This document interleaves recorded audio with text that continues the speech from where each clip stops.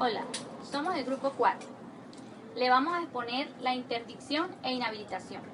Los integrantes son Fátima Pernilla, Cris Caparo, Nelson García, Sonia Moreno, Juan Vivas, Epifania Escalona. Como primer punto, concepto de interdicción. Es la privación de la capacidad de negociar en razón de un estado habitual de defecto intelectual grave o de condena penal. A consecuencia de ella, el entredicho queda sometido en forma continua a una incapacidad negocial penal, general y uniforme. Concepto de inhabilitación. La inhabilitación civil consiste en una privación limitada de la capacidad negocial en razón de un defecto intelectual que no sea tan grave como para originar la interdicción en razón de prodigalidad. Gracias. Mi nombre es Capraro Yonescura Criseigiro. Yo vengo a hablar sobre las diferencias de interdicción e inhabilitación. Entre las principales diferencias tenemos, en cuanto a sus causas, la interdicción judicial solo procede por un estado habitual de defecto intelectual que impide al sujeto promover a sus necesidades. La inhabilitación judicial procede por un defecto intelectual menos grave o por ser una persona pródiga. Supone debilidad de entendimiento que no sea tan grave como el defecto intelectual que da lugar a la interdicción, porque puede razonar y manifestar su voluntad, aunque se hallen fácilmente expuestos al engaño o a la intimidación o al error. En cuanto al procedimiento, la interdicción judicial presupone un juicio con dos fases, en el cual se pasa del sumario al plenario por un defecto de interdicción provisional. El juicio de inhabilitación también tiene dos fases. En la final del sumario no puede decretarse la inhabilitación provisional. Luego del procedimiento sumario, en el procedimiento de interdicción, si se encuentran méritos suficientes podrá decretarse la interdicción provisional. En la inhabilitación no se decreta la inhabilitación provisional, pues solo habrá lugar a que el juez acuerde la continuación del procedimiento en plenario, de encontrar méritos suficientes para ello. La interdicción puede promoverse de oficio, la inhabilitación no. En el procedimiento de interdicción, si al momento de dictarse la sentencia definitiva el juez observa que no hay mérito para que se declare la interdicción, podrá decretar la inhabilitación. En el procedimiento de inhabilitación, solo podrá decretarse la inhabilitación por la interdicción, aun cuando surjan méritos para ellos.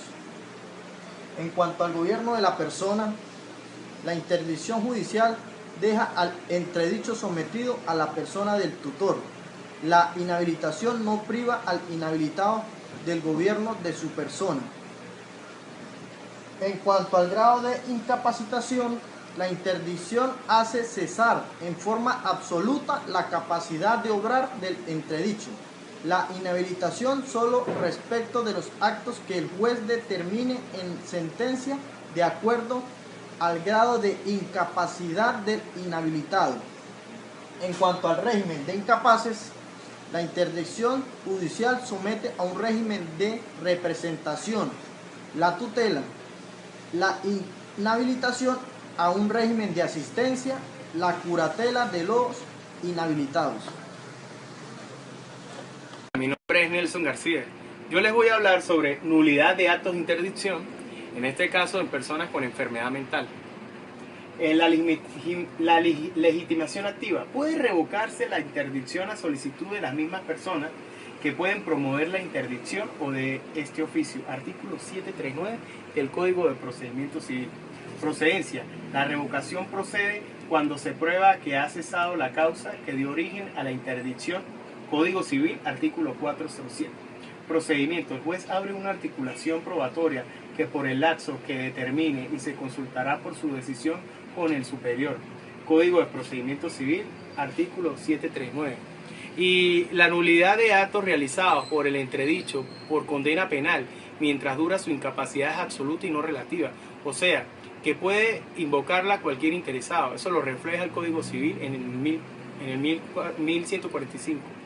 Lo que se fundamenta en esa incapacidad no tiene como finalidad principal proteger el interés del entredicho, sino el interés del colectivo de defensa social, lo que justifica una nulidad absoluta, invocable por todos sus interesados. Gracias. Mi nombre es Sonia Beatriz Moreno.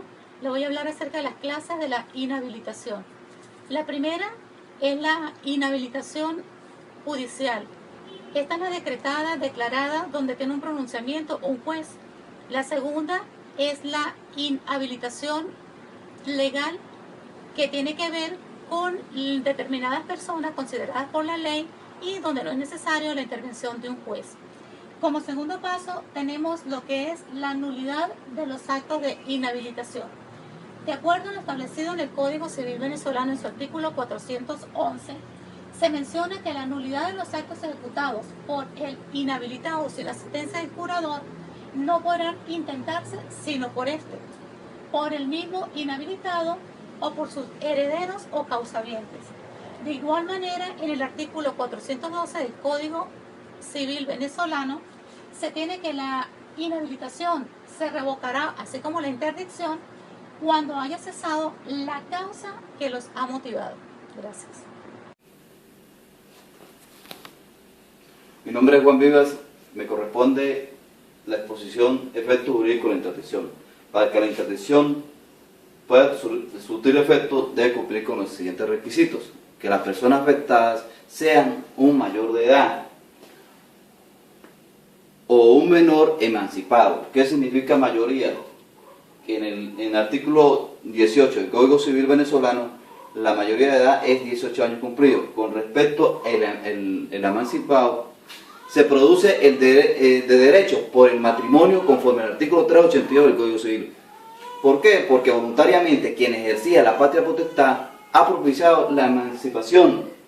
La emancipación por considerar que tienen la suficiente madurez para atender por sí mismo gran parte de sus negocios e intereses. ¿Ok? En el artículo 394 del Código Civil agrega como sujeto a quienes se pueden someter a interdicción a los menores no emancipados, siempre que se encuentre en el último año de su mayoría de edad. Ajá. También otro requisito es que haya un defecto intelectual. Es necesario que exista un defecto intelectual que afecte a la persona, que se le pida sea sometida a interdicción, que pueden afectar las facultades cognitivas como volitivas. Cognitiva lo que es memoria, lo que es atención, y volitiva la cuestión de voluntad. Otra parte de los requisitos, el defecto intelectual también, que el defecto intelectual sea permanente, que el defecto intelectual debe ser habitual, no momentáneo o excepcionales. Aunque tenga momentos lúcidos, la interdicción puede ser declarada. ¿Ok? Ahora, vamos a ver los efectos generales jurídicos de la interdicción. Primero, el entredicho pierde el gobierno de su persona. En el artículo 397 del Código Civil, en el mismo artículo 397, el entredicho queda afectado de una incapacidad negocial plena, general y uniforme, por supuesto, siempre que la sentencia sea definitiva, que decrete la interdicción. Con respecto también a la sentencia definitiva, si la sentencia definitiva es declarada sin lugar, lógicamente la interdicción no tendrá ningún efecto. Todo el tema de interdicción está desde el artículo 393 hasta el artículo 408 del Código Civil. Muchas gracias. Mi nombre es Tiffany Calona. Yo voy a hablarles sobre los efectos jurídicos de la inhabilitación. Dentro de esto tenemos en relación con el régimen al que queda sometido el inhabilitado. Esta no priva al incapaz del libre gobierno de la persona. Queda sujeto a curatela de inhabilitado, que es un régimen de asistencia. En cuanto al grado de su capacidad negocial se encuentra limitada porque debe ser asistido por el curador. Así mantenga al frente de su administración. La incapacidad no es general porque la ley se limita a enumerar algunos actos que es incapaz de no poder realizar solo. En relación con los actos, lo que le está prohibido realizar: Según el artículo 409 del Código Civil, el débil de entendimiento cuyo estado no sea grave que dé lugar a la interdicción y el proveedor podrán ser declarados por el juez de primera instancia inhábiles para estar en juicio, celebrar transacciones, dar ni tomar a préstamo, percibir sus créditos, dar liberaciones, enajenar o gravar sus bienes para ejecutar cualquier otro acto que exceda de su simple administración. Los efectos jurídicos de la inhabilitación. Está la nulidad de los actos celebrados por el habilitado cuando el inhabilitado judicial o legal realiza sin asistencia de su curador un acto para el cual requiere de tal asistencia. El acto queda viciado de nulidad relativa que solo puede invocar el curador, el inhabilitado, los herederos o causavientes de este, según establece en el artículo 411 del Código Civil. En materia de sucesiones, son capaces de testar aquellas personas que sean incapaces de ello, por la ley según el artículo 836. El inhabilitado no puede hacer donaciones, sino en el caso de que éste trate de donaciones al otro cónyuge por causa del matrimonio, el artículo 147, con la asistencia de su curador. Conforme al artículo 1442 del Código Civil, el inhabilitado no puede aceptar donaciones, pero si éstas están sujetas a cargas, condiciones, se requiere el consentimiento de su curador. El artículo 999 del Código Civil establece que los inhabilitados no pueden aceptar herencias sino con el consentimiento de su curador y a beneficio del inventario. Pero si existe oposición por parte del curador, el inhabilitado puede solicitar la aceptación del juez.